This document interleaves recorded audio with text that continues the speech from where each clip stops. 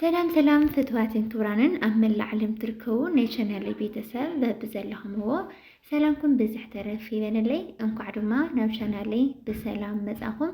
نيلو معنتي فيديو خوين كعني كم تلومد واقا ورقي يحيزلكم مزيز النيخو واقا ورقي وسيخدوك أنيسو نزل لو معنتي يكاتي تعسران شدشتان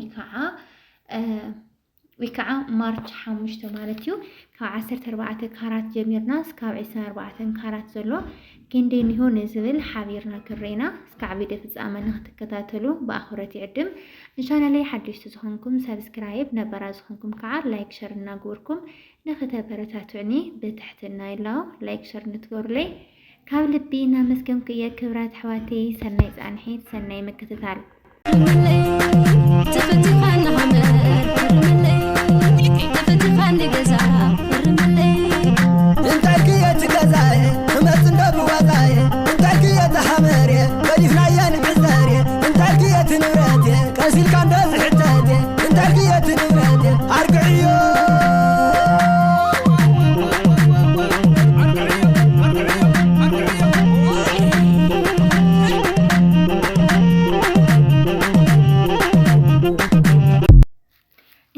كبرات حواتي تملسنا ترخينا لنا لما عنتي واقا ورقي نشتن عفلا لاي فطيرونيو مالتن وسخارينا نيو بمجمرة نريو ناي 14 كاراتي خون بعد 14 كارات بناي وشتعدنا بدولار كريا خلنا بدولار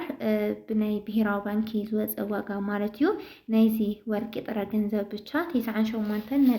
سنتيم كشيت كلو بناي إثيوبيا جنزب كعني بعسرت 3,081 حدن قرشنيو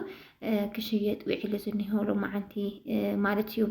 أزيلنا نريو بعل 15 كاراتي كون بعل 15 كارات بناي إثيوبيا بهراو بانكي ب105 بناي إثيوبيا بهراو بانكي نحنت جرام ورقي بناي إثيوبيا بهراو بانكي بناي أمريكان دولار مالتيو ب105.64 سنتيم دولار كشيت كلو بناي إثيوبيا جنزب كعني ب10,400 نيو كشيت وعيل زلو مالتيو قصيلنا نريو بعل 16 كارنتي كون بعل 16 كارات بناي إثيوبيا بهراو بانكي بين أمريكان دولار زوز أواقا ب110 سنتيم دولار كشيت كلو بناي إثيوبيا جنزب كعني ب17,500 نيو كشيت وعيل زلو يا نيستوسنا وسخيو أرينا زنيو بمقصال نريو بعل 17 كارنتي كون بعل 17 كارنت بناي إثيوبيا بهراو بانكي زوز أواقا نحنت جرام ورقي بناي أمريكا دولار مالتيو ب119.5 دولار كشيت كلو بناي إثيوبيا جنزب كعني ب10,600 نيو كشيت وعيل زلو مالتيو أزيلنا نريو بعل 18 كارنتي كون بعل 18 كارنت بناي إثيوبيا يكرتا بعل 18 كارنت بناي إثيوبيا جنزب زوز أواقا نحنت جرام ورقي ب19,700 نيو كشيت وعيل زلو مالتيو أزيلنا نريو بعل 19 كارنتي كون ياو ك18 قصل 19 كون كلو بعد 18 كن بطعمي تدلاينا صري ورقي ياو مبزحتنا حبشا نمرز عينت ورقيو እና ያው 18 ተይዛአክል ናይ ወርቅ ንጽህና እንተላስ ካብ 84 ዝአክል ኔትወርክ ንጽህና አለው ማለት እዩ ቀጥላ ንሪኦ በዓል 19 ካረንቲ ክኸውን በዓል 19 ካራት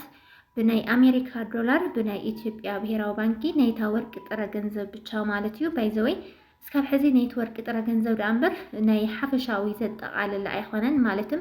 ሕዚ ኣብ ድንኳን ድሕርኬድኩም ካብ 1 ግራም ወርቂ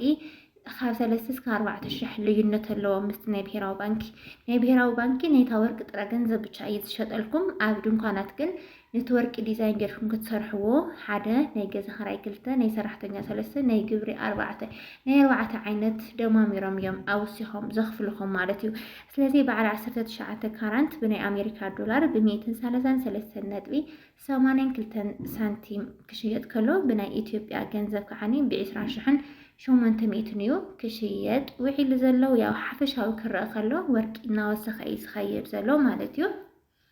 ቀፂልና ንሪኦ ያው ንዝተፈላለዩ ዓይነት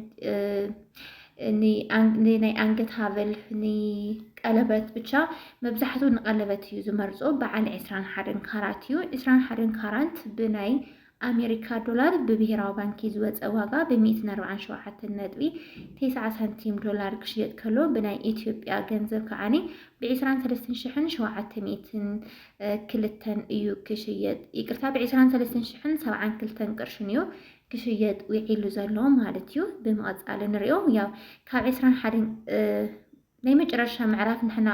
እንመርጾ ዓይነት ወርቂ 21 ካራት እዩ ካብ 21 ካራት ብላዕሊ ዘሎ ግን 22 23 24 ነዚ ንዝተፈላለየ ዓይነት ኢንቨስትመንት ዳእምበር ንመጋየፂ ግን ኣይንጥቀመሎም ምክንያቱም ብጣዕሚ ለስላሳና ሴንሲቲቭ ነገር ስለ ዝኾነ ማለት እዩ ምክንያቱም ብወርቂ ብቻ ስለ ዝስራሕ ብቐሊሉ ዝጉዳእ ዓይነት ወርቂ እዩ እቲ ካልኦት ግን ከምኒ ዚንክ ሓደ ዓይነት ብረታ ብረት ሓዊስካ ስላሕ ስለ ዝስራሕ ብጣዕሚ ጠንካራ ወርቂ እዩ ስለዚ 22 23 24 ግን ከም ንኢንቨስትመንት ማለትም ገንዘብ መቐመጢ ክጠቕመኩም ይኽእል እዩ ንጌጣጌጥ ግን ኣይኸውንን ማለት እዩ እና በዓል 22 ካራት ብናይ አሜሪካ ዶላር ብ154.95 ሳንቲም ክሽየጥ ከሎ ብናይ ኢትዮጵያ ገንዘብ ከዓኒ ብ24700 እዩ ክሽየጥ ውዒሉ ዘሎ ማለት እዩ ብምቕፃል ንሪኦ በዓል 23 ካራት ይኸውን 23 ካራት ብናይ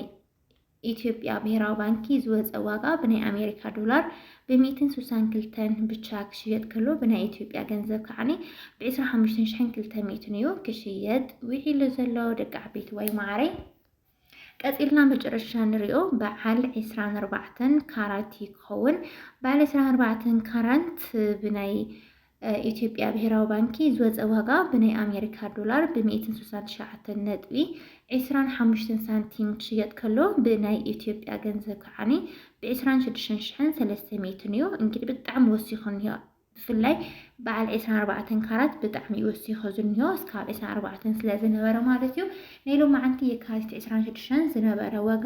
ወርቂ ብናይ አሜሪካ ዶላር ኮነ ብናይ ኢትዮጵያ ገንዘብ ከምዚ ይመስል ነይሩ እዚ ግን ናይታ ወርቂ ጥረ ገንዘብ ምዃና ያው ክትስመረላ ኣለዋ ምክንያቱም ብናይ ድንኳን ዝተሓሰበ ይኮነን እዚ